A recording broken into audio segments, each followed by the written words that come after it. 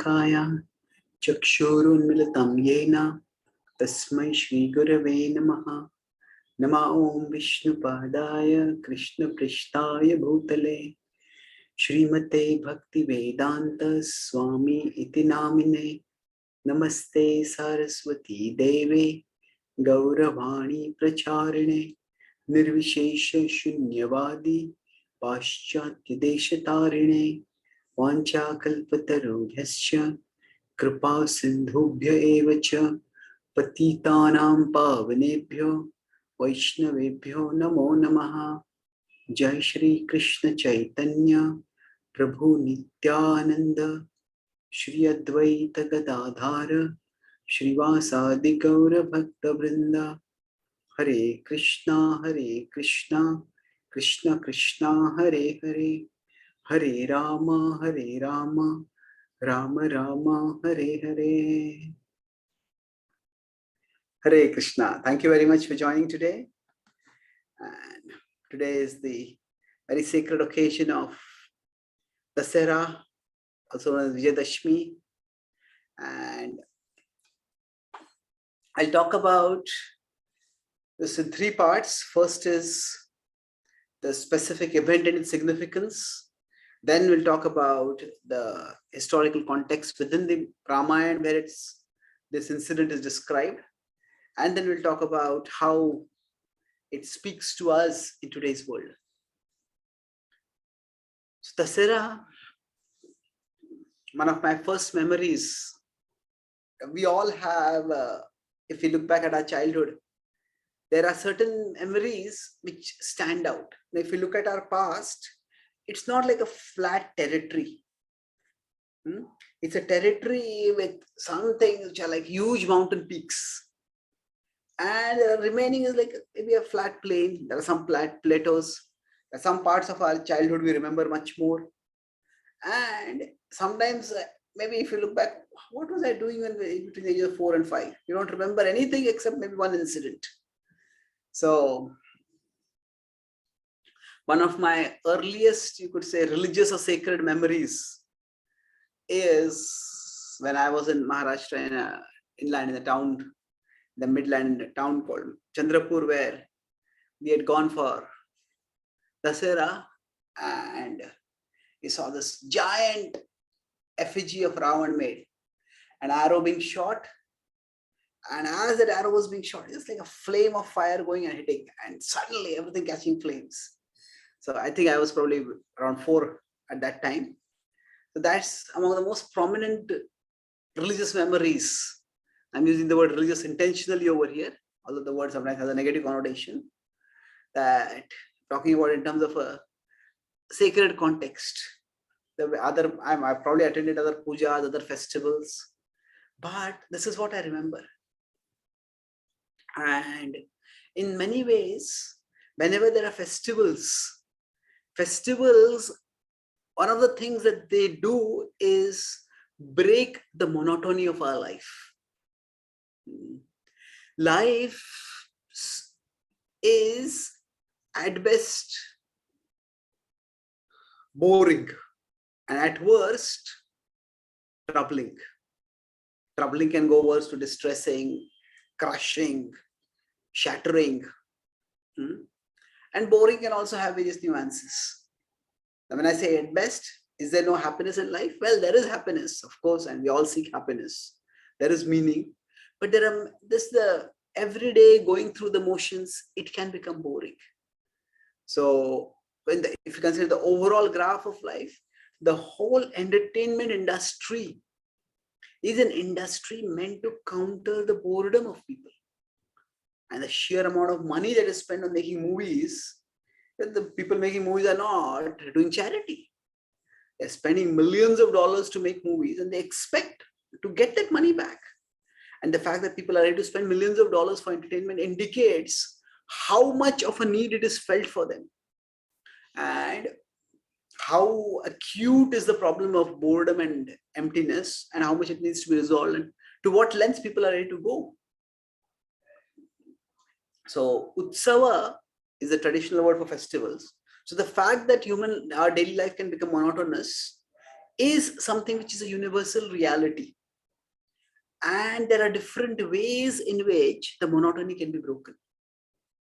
The contemporary way is to have entertainment which is largely devoid of anything about God and devoid of much spiritual significance also, just entertainment for the sake of entertainment. But traditionally, the monotony of life was broken through festivals, and most festivals were highly devotional, highly theistic, at least, and devotional. In the Vedic context, there is also impersonal spirituality, where the idea is that the ultimate reality is not a person. But impersonal spirituality does not lend itself very amenable to festive representations. And festivals have been very much the centerpiece of Bhakti spirituality.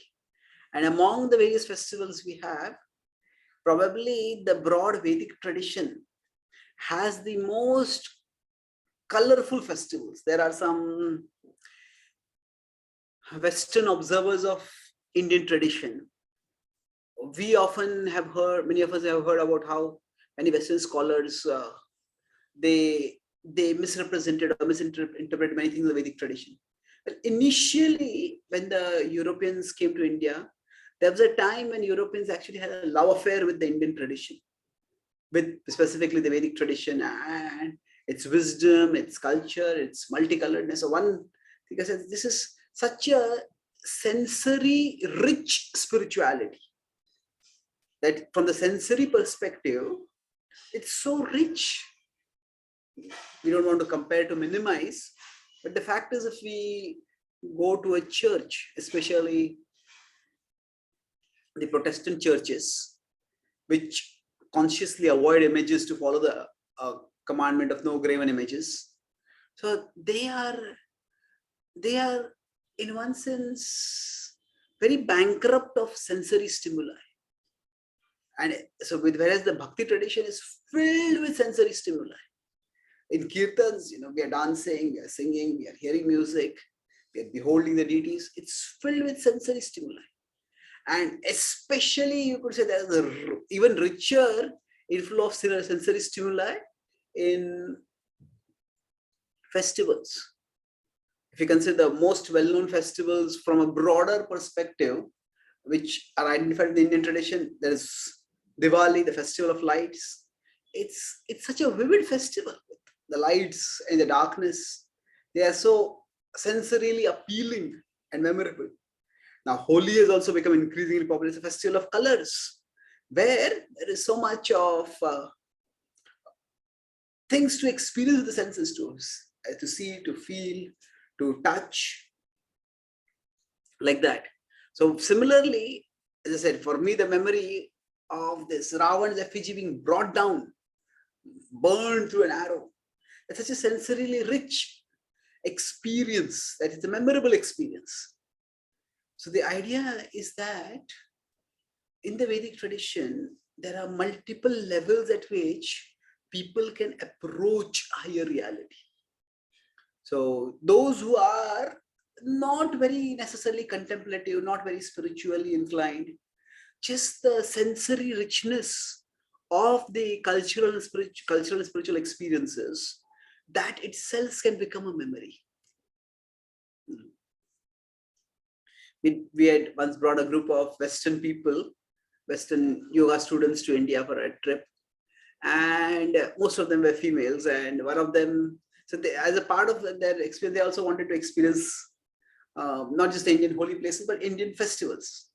So there was at that time here in Mumbai a marriage in the devotee community.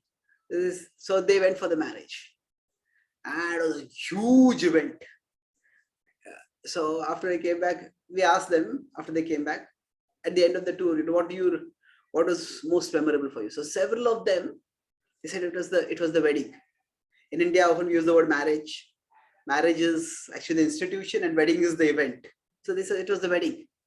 So we use it interchangeably, but two words are different meanings. So anyways, so we asked them, what was so memorable? So one of the girls, she said something quite striking. He says, after a wedding like that, you can never forget that you are married. You can never forget that you are married. Oh, there's so much celebration over there. So much coming in through the senses. So although at one level we say that the senses are the pathway to entanglement, but the bhakti tradition is so expert that it uses the senses to prompt us toward higher realities. So just if somebody approaches a sensory level, even there is something memorable to experience and memorable to cherish. Now we go further from there. Okay, what does this is so much sensory richness over there, but what does it signify? What does it mean? Does it mean anything, or just a celebration for the sake of celebration? And that's where we go into the history, the story of the Mahabharata. Sorry, of the Ramayana over here. So Dussehra is the day when Lord Ram won his battle against Ravan and felled him and neutralized him. So that arrow which brought down Ravan's effigy is like a replication of the arrow that Lord Ram shot to bring down Ravan. And so we live in a world right now where almost the entire world's economy has been affected by the war between Russia and Ukraine. And we are very much aware in today's world about the cost of war. So any war in especially religious context can make us quite uncomfortable, and especially glamorization of the war can seem even more discomforting. At the same time, it is a reality that sometimes the only way to establish peace is by being ready for war and even by fighting war. So India, Pakistan, China have had many wars in the past, but since the 1980s, when gradually all the three countries got nuclear weapons, then although there have been confrontations, but the confrontations have never escalated to the level of a full-blown war, because there's deterrence. When each side understands that the other side can destroy us if we go too far, everybody keeps themselves within certain restraints. So the best deterrent for war is being sufficiently ready for war. And sometimes just being ready is not enough. Sometimes it translates into needing to fight and fighting actually. The United Nations has a peacekeeping force. It wants to keep peace, but it needs force for that purpose. So the war that happens in the Ramayana is a war which happens because selfishness has reached an unbearable limit. And that selfishness is manifested in Ravan to we could say the highest extent. At one level, we all are selfish beings. Sometimes we say we need to rise from selfishness to selflessness. And that's one way of putting it. Another way of putting it is that we need to raise our level of selfishness. We need to raise our level of selfishness.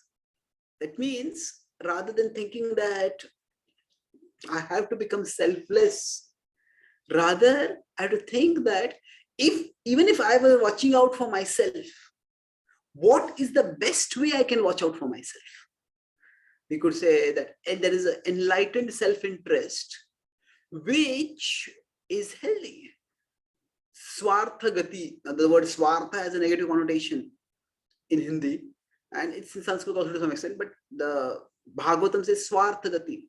Swartha gatim hi Vishnu. The true self-interest of every living being is the Supreme Lord. So if we all will seek good for ourselves, but if we truly understand or we elevate our understanding of what is good for ourselves, then we will discover to our amazement that what is good for us is also good for others. At the material level, there is competition because there is limitation. If I am to come first in my class, then others cannot come. If somebody else comes first, I cannot come. If I am to get that pay raise, if I am going to get that team lead position, then others cannot. So that is the way we see it in material life. But in spiritual growth, there is unlimited potential for each one of us to grow. And my growth does not have to come at the expense of your growth. In fact, my growth can inspire your growth and your growth can inspire my growth. And in that way, both of us can savor and share happiness. So we could say that rather than giving up selfishness, we elevate our understanding of what will serve our true interests. And when we seek spiritual growth, we are seeking our own good also, but we are seeking our good in a way that also does good to others. So Ravan represents selfishness at a very low level. And Ravan is, of course, a historical person. At the same time, Ravan also represents a mentality. And the arrow being shot to destroy Ravan on the Dussehra festival represents that Ravana mentality within us may also be destroyed. So Ravan can specifically be used to represent lust. And yes, lust at a broader level is one of the most common expressions of selfishness. When lust is there, then basically we objectify the person whom we are craving for. We treat the person not as a person, but simply an object who will pander to our desires. So it's a selfish reduction of the other person. And in that sense, lust is often equated with Ravan. Ravan represents lust.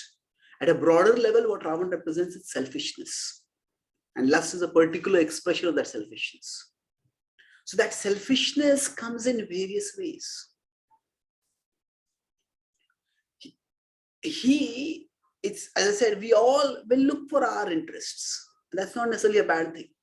But when we look for our interests by exploiting others, by abusing others, by objectifying others, that tendency is a dangerous tendency.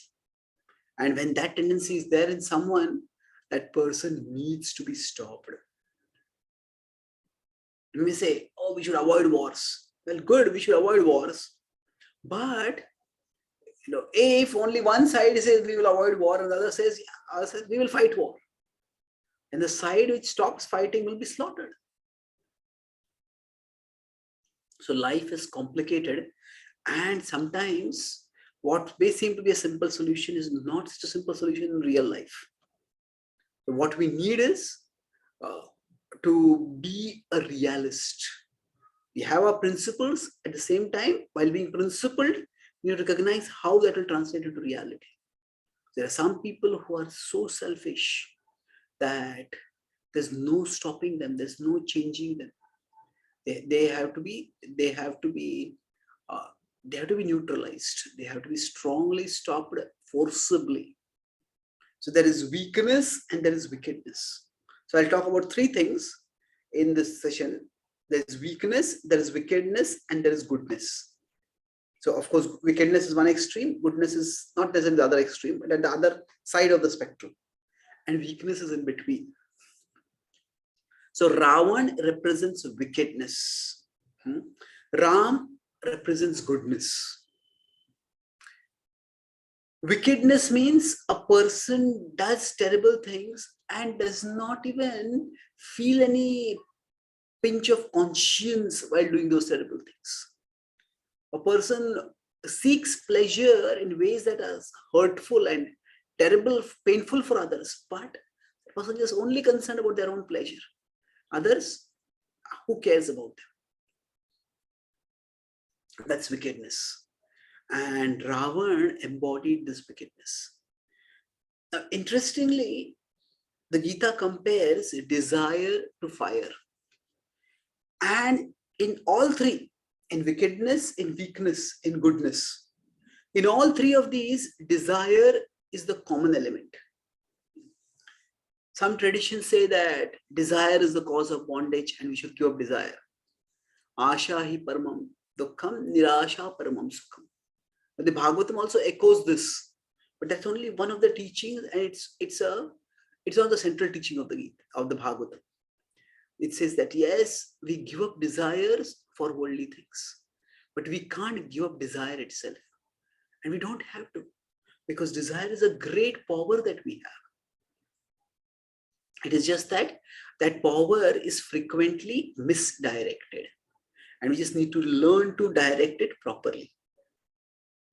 So in wickedness, the power of desire is directed in a vicious way.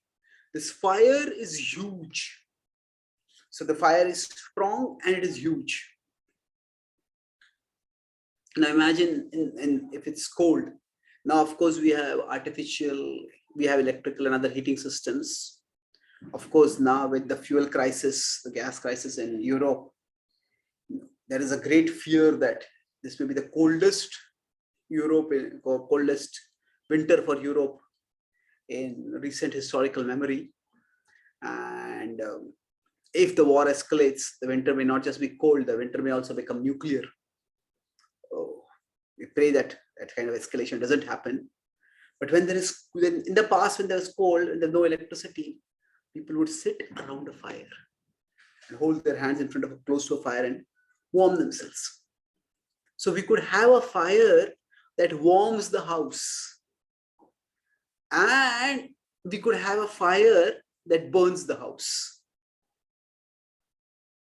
So we can say at the two extremes, not necessarily extremes, the word extreme has a negative connotation. There are two ends of the spectrum, the dark or the black end of the spectrum. At that point, desire has become like a fire, and the fire of desire, when a person has wickedness, the fire of desire is the fire that burns the house itself, destroys the house, reduces it to ashes. At the other end of the spectrum, at the goodness end of the spectrum, desire is like a fire. The fire of desire warms the house. And in the middle, where there is weakness, that is the fire itself is at this stage tiny. It is vulnerable to being extinguished by the wind, and it needs to be protected, and it needs to be grow. And from weakness, the fire is weak, it can grow to, just like there's strong wind, and if the fire is not properly positioned or protected, then the fire may just go and it may fly to some hay or some wood or some shack which is made of inflammable material. We set the whole house on fire. So weakness can go toward wickedness, and weakness can also go toward goodness. So our desire itself can go in all these three directions. The desire, which is like fire, it can, when we say there's weakness, that means that person who is weak, their desire is not very strong. Or to put another way, they have a lot of conflicting desires, and because of which no one desire is very strong. A person who has weakness, their desires are pulled apart, and therefore they are torn between. Some desires may tend toward wickedness, some desires may tend toward goodness. And many of us fall on the spectrum in the area, in the vicinity of weakness. Now Ravan, why is he considered wicked? It is because his selfishness had risen to an unconscionable degree. When Lord Ram was going through the forest, at that time he came to a place called Ramtek. And in that place, he found that there was a huge pile of bones which had risen to be like a hill.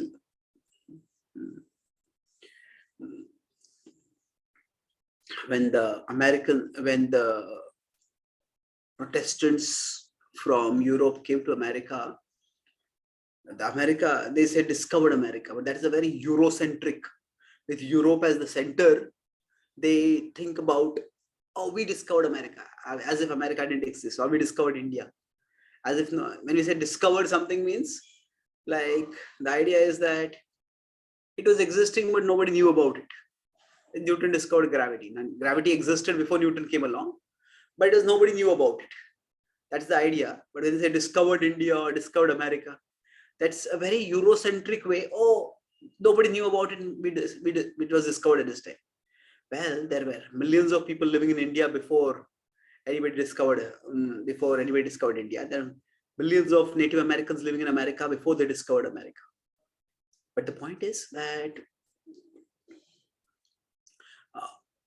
just as Lord Ram saw a mound of bones existing in the forest, so like that, the European colonizers who came to America, they actually slaughtered so many Native Americans. There are places where mounds of bones were stacked. And it's horrendous. So the kind of brutality that was described in the Ramayana, which is done by Ravan and his stooges, his followers, that is not something which is unheard of in human society. The scale of Ravana was horrendous, but the mentality is similar. When Lord Ram saw these mounds of bones in the forest, an animal like a tiger or a lion may kill one or two people.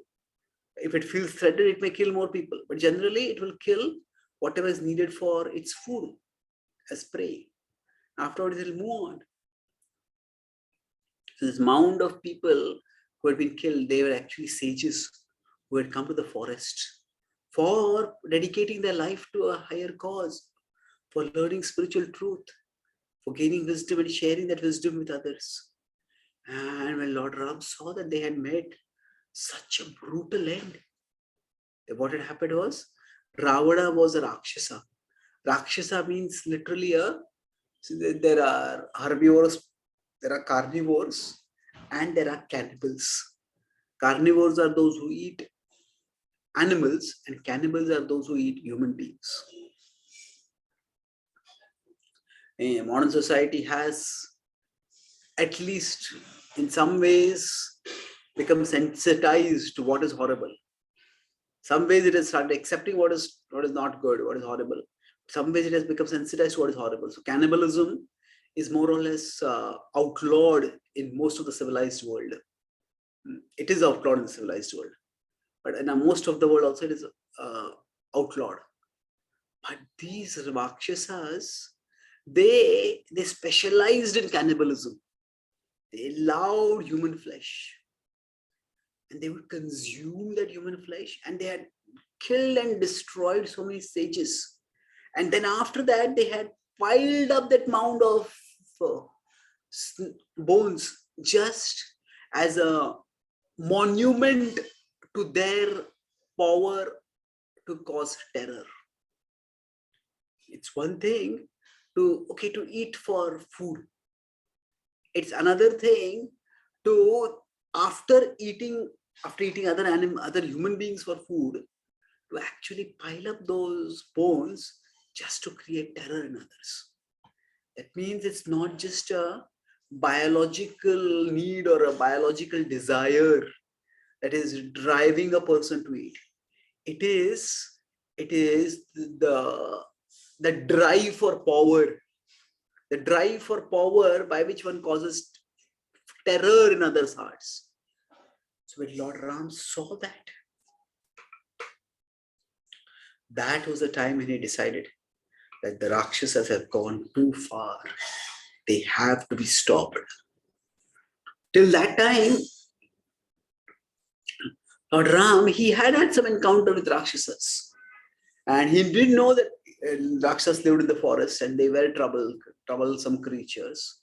He had protected Vishwamitra's hermitage and Vishwamitra's sacrifice from demons, specifically from cannibalistic Rakshasas. And he had encountered a few others also. But the sheer number and the sheer scale of their atrocities, when Lord Ram saw, that time he decided that he has to deal with this. So eventually, when Sita was abducted, it was not that because Sita was abducted that Lord Ram fought, and it was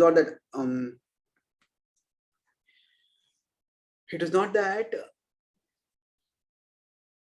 Lord Ram was not concerned about the terror that was being wreaked by Rakshasas on human society, and it was only when his family was threatened that he decided that yes, I'm going to get even right now. It was not his move. He was already ready to confront the demons and to put a curb on their reign. However, Lord Ram was also eminently fair. And this fairness we will see later when we talk about how he confronts Ravan. That Lord Ram didn't want to generalize. He didn't want to assume that all Rakshasas were this terrible people. And that is why he waited. There is a possibility that, like, if there's a particular orchard and there are some apples that are rotten over there, and there's also the possibility that it is not that some apples are rotten over there, it is that all apples there are rotten. And instead of trying to search for the non-rotten apples, one might be better off just destroying the whole orchard and creating something new over there. So Lord Ram was waiting and watching. Whenever he would encounter demons, he would deal with them, especially when they attacked. So as a king, he has power. Although he was not a king right now, he was in exile, but he had a sense of responsibility that I belong to royalty and I have to take care of the citizens, of in general innocent people, specifically citizens. So eventually, when Sita was abducted, at that time, it was not that Lord Ram wanted to destroy Ravan for that. He wanted to set things right.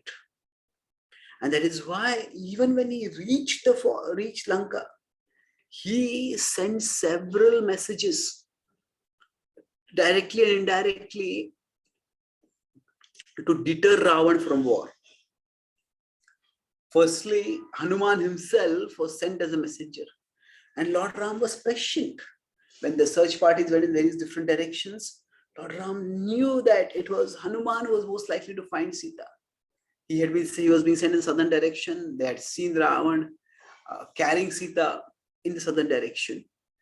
And he gave his own signet to Hanuman. So not only was Hanuman more likely to find Sita, but Hanuman also did something more.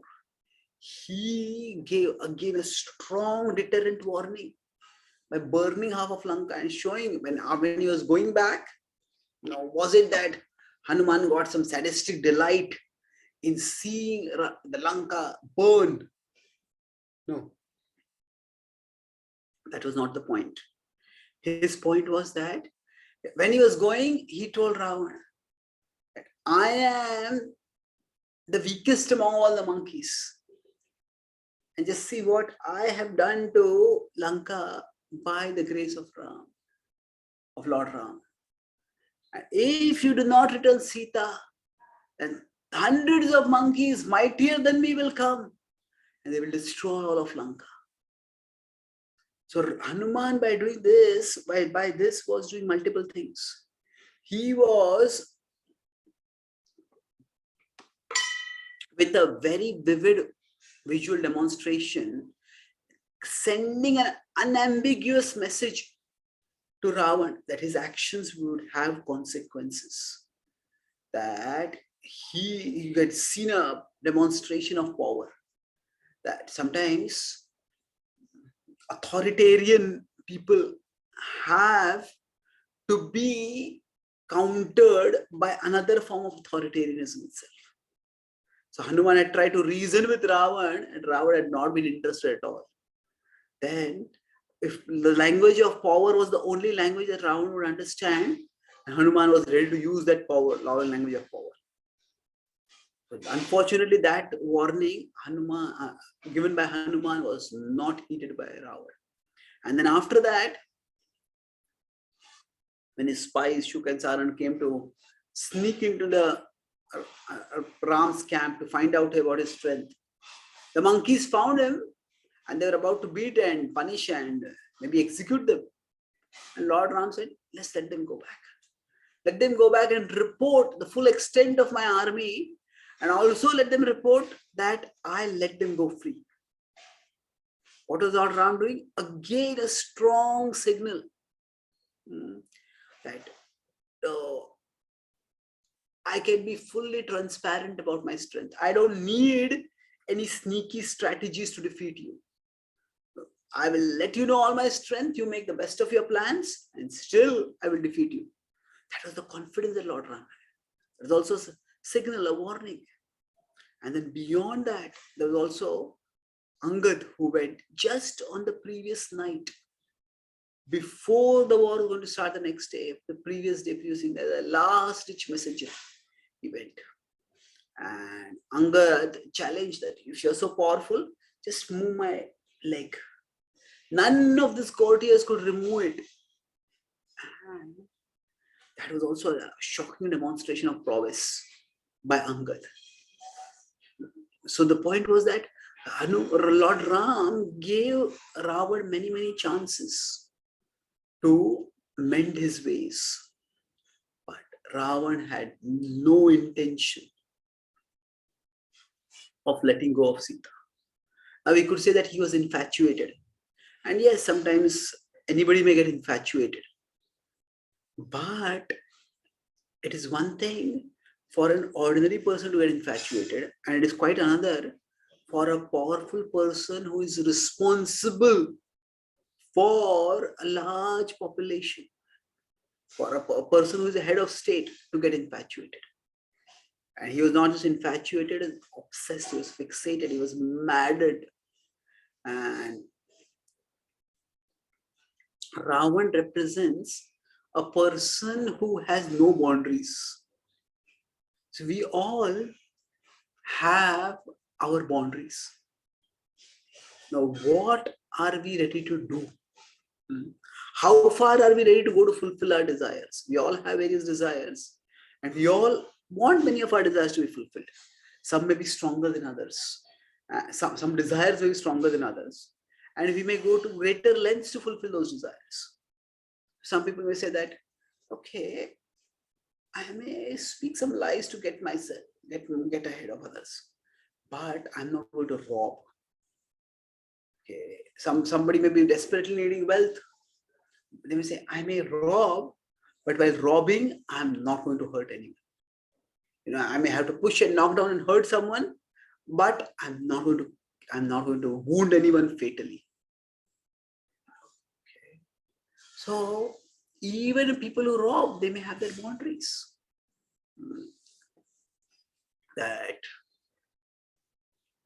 the idea is that we all are defined by our boundaries to some extent. That if you want to know what is the character of a person, look at their boundaries. What are the things that they will never do, no matter how much they are provoked? Most of us, no matter how angry we get, we're not going to find a gun and go around shooting innocent people. That's what some people unfortunately do. In America, school shootouts are becoming more and more common. And that is, there are many reasons for this. One is, of course, the fact that these children, when they're young people, while growing up, nobody gave them a strong sense of boundaries. A child, while growing up, one of the most important words that a child needs to hear is no. You cannot do that. It's not meant to restrict the child, but a child without a sense of boundaries will be dysfunctional at best in society. Or the child can be a destructive element, destructive influence in society. So Ravan had no sense of boundaries. Now, for fulfilling his own desire to have Sita as his own, he was ready to have his entire kingdom destroyed. And this is why I've emphasized that we will talk about Ravana representing selfishness more than lust. Now, lust is a universal human weakness. Everybody experiences such desires. And it is that most people, with respect to lust, have their boundaries. And those people who do not have boundaries, they are the most dangerous. It is not that lust alone is a problem. Yes, it can be a problem in its own way. But lust in a person who has no boundaries, that is extremely dangerous. Now, of course, lust has another insidious tendency that and this applies not just to lust. So lust is simply craving, and especially even say sexual craving, but it is when for gratifying one's lust, one becomes completely uncaring about the consequences of one's actions. So there are three different things. One who doesn't even think about the consequences of their actions, that person is basically, we could say, careless, thoughtless. But a person who deliberately disregards the consequences of their actions, that person is not careless, that person is shameless. That person is shameless. So that was Ravana. He had no sense of boundaries. And we all have different degrees of power in our situation. Some of us may have financial power, some of us may have institutional power. We may be in a particular position in institute, and there are people under us whom we can command, whom we can instruct, who have to do what we are telling. We may be in a family, and there are other family members whom we can boss around if we want to. So what happens is that our own desires, in gratifying those desires, to what extent are we ready to go? One of the names of Ravan was one who made others cry, or one of the meanings of the word Ravan is one who would make others cry. Now, how would he make others cry? It was for his selfish desires. He was ready to go to any extent, even if it caused immense pain to others. And this is the mentality that has to be stopped. A person who has no boundaries, that person, it's very, very difficult to even restrain that person. What to speak of reform such a person? Reform means that person no longer does those wrong things anymore. But restrain means that they at least understand that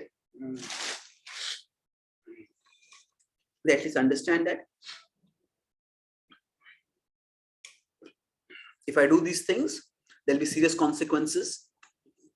I don't want those consequences, so I won't do those things.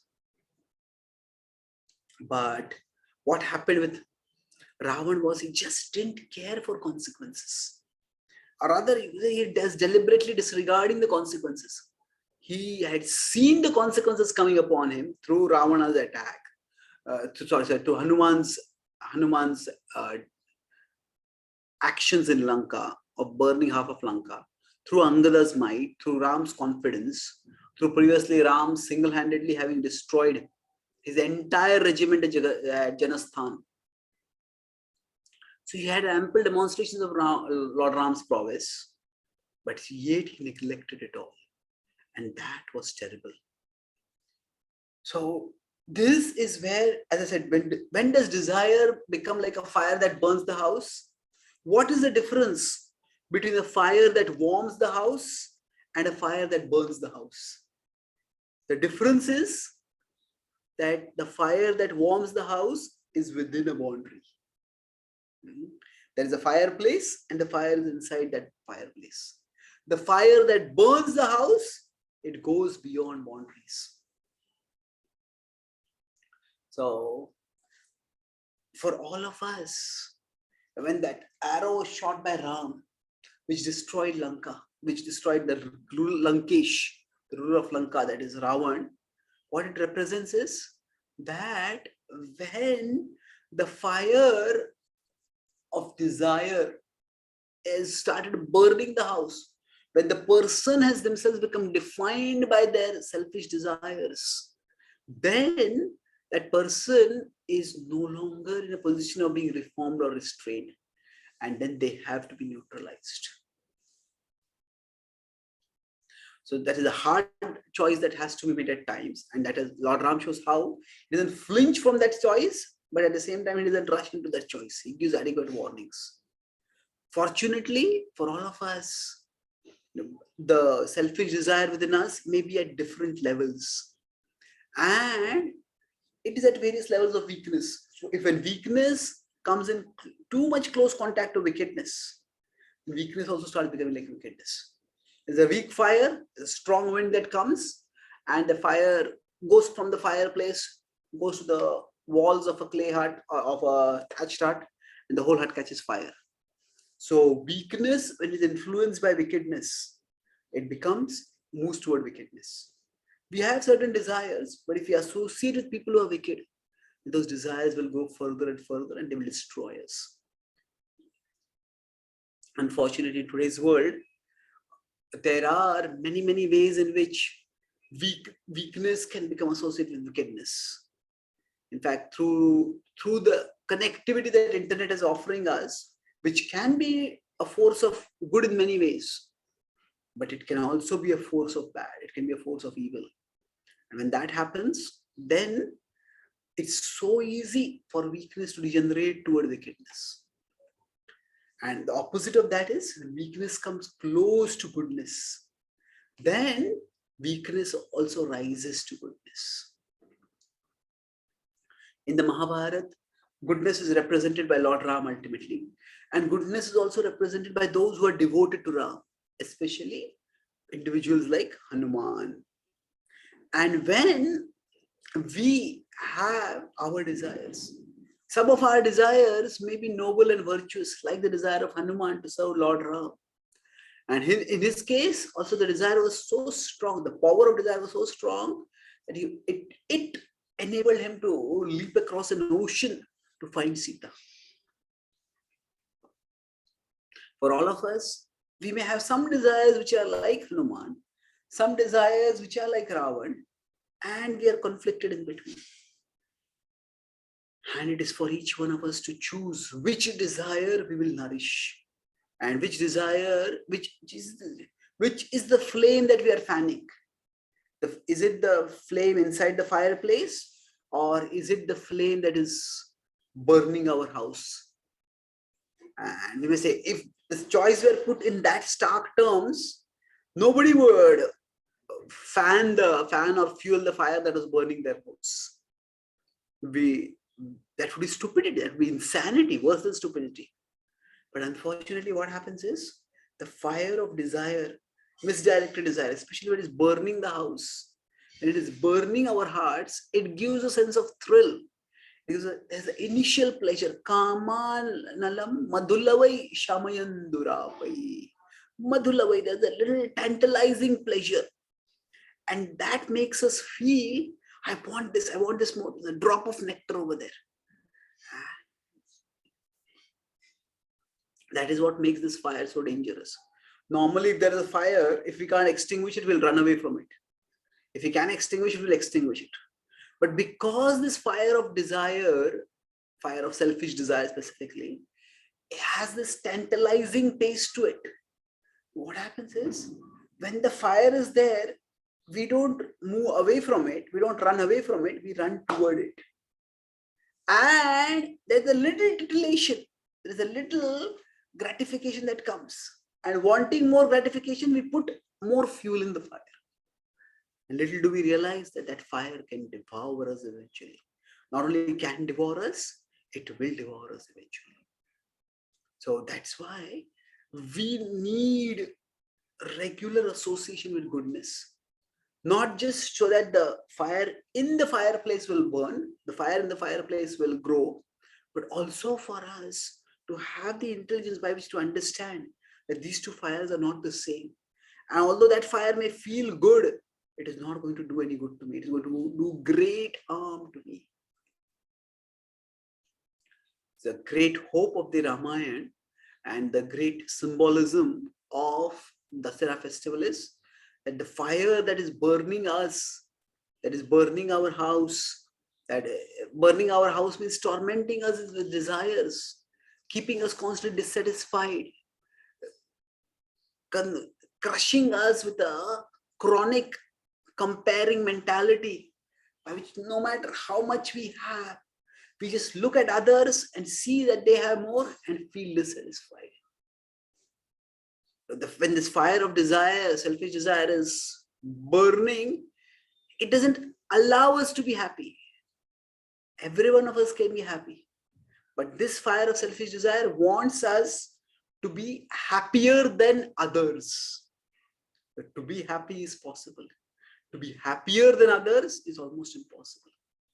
And by making us chase the impossible, this fire of desire burns us from within and scorches us. But unfortunately, it just keeps scorching us. Nitya Vairina. It is an enemy which chases us life after life after life, scorching us from within with desires. Insatiable desires, irresistible desires. So while it is like that, while it is such a terrible thing, it can be reformed. So the same fire, if you focus on fueling the fire within the fireplace, it will illuminate us, it will comfort us, it will warm us, and it will help us become better. It will power us to become better. So the whole process of bhakti yoga, the shooting of the Ravan is a festival. It is a key part of the festival. That whole festival is a part of the bhakti culture. So bhakti culture and bhakti wisdom, they are not just meant for destroying the wicked desire within us. It is actually also meant to activate, fuel, and power the virtuous desires within us. So when we chant the holy names, when we worship the deities, when we attend satsang, when we do sadhyay, when we render seva, by all these activities, the virtuous desires within us are being nourished. Through all these activities, weakness is coming closer to goodness. And as weakness comes closer to goodness, then the fire starts burning more and more within the fireplace. That means our desires start directing us wisely. They start directing us, powering our journey towards a healthy, auspicious destination. And that is life's ultimate transformation. Nowadays, there is so much technological advancement, and so many people want to see whether we, through technological advancement, can change life for the better. So we have nowadays, there's environmental problems. We are saying, can we do some biochemical engineering at the genetic levels, maybe? And we can create some microscopic life forms or some small life forms which will actually eat all the polluting elements in the atmosphere. And that way, pollution can be decreased. So there's water pollution. We try to create some maybe biologically designed bacteria or some germs which feed on plastic.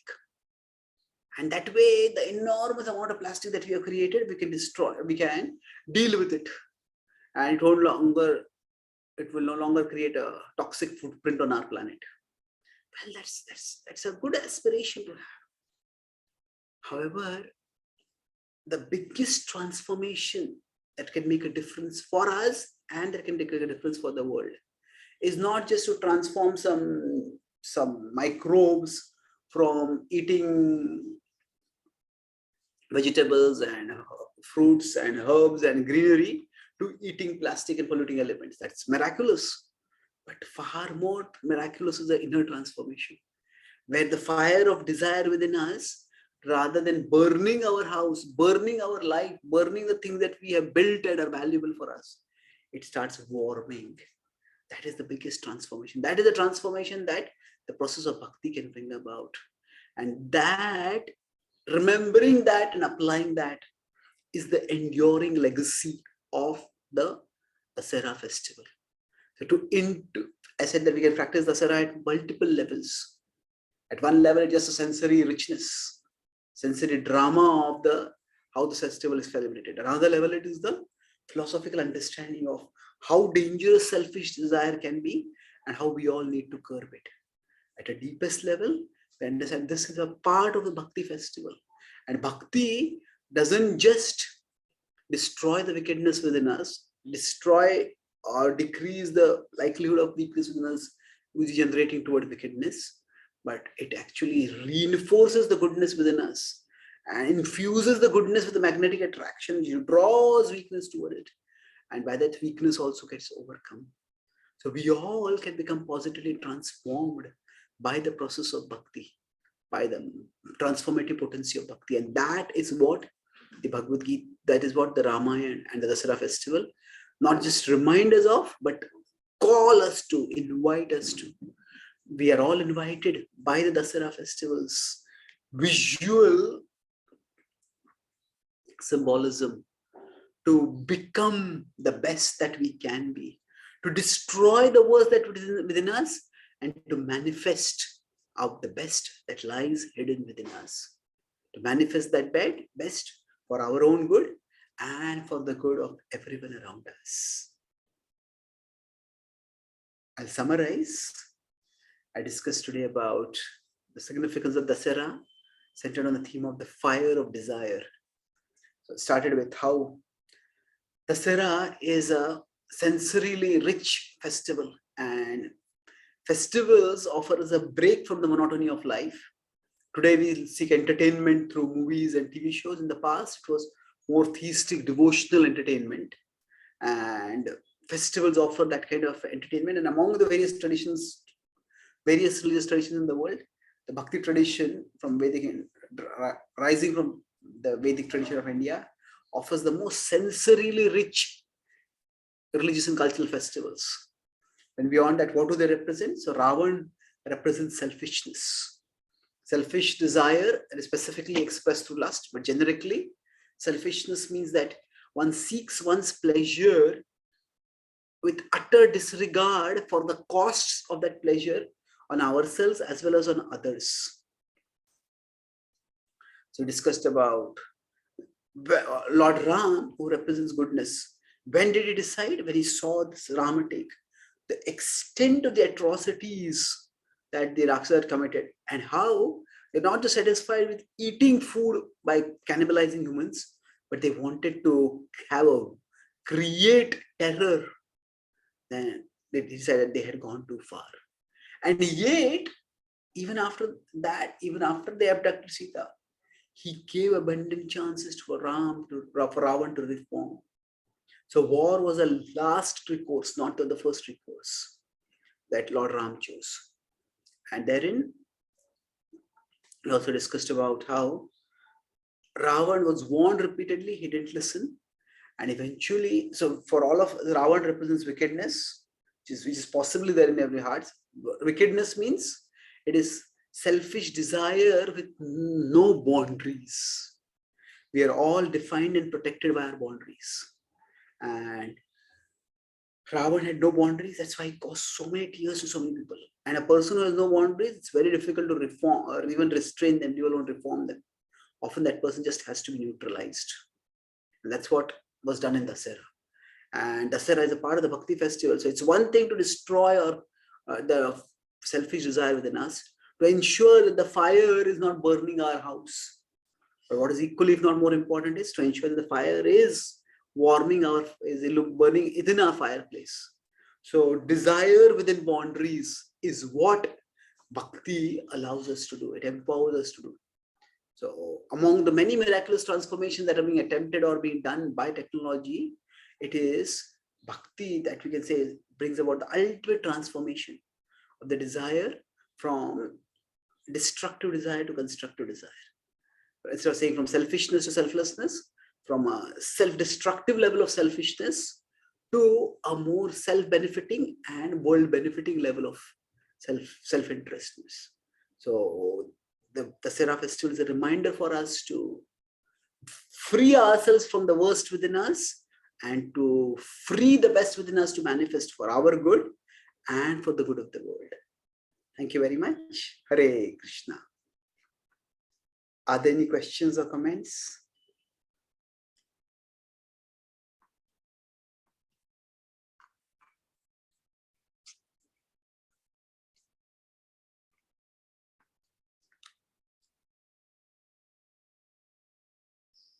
Thank you very much for joining today. I wish you all a very happy Dussehra, and may memory of Lord Ram's heroic deeds burn away the Ravan-like desires in our hearts. Shri Ramachandra Bhagwan ki jai, Shri Vijayadashmi Mahamahotsav ki jai, Shri Prabhupada ki jai. Hare Krishna. Thank you very much.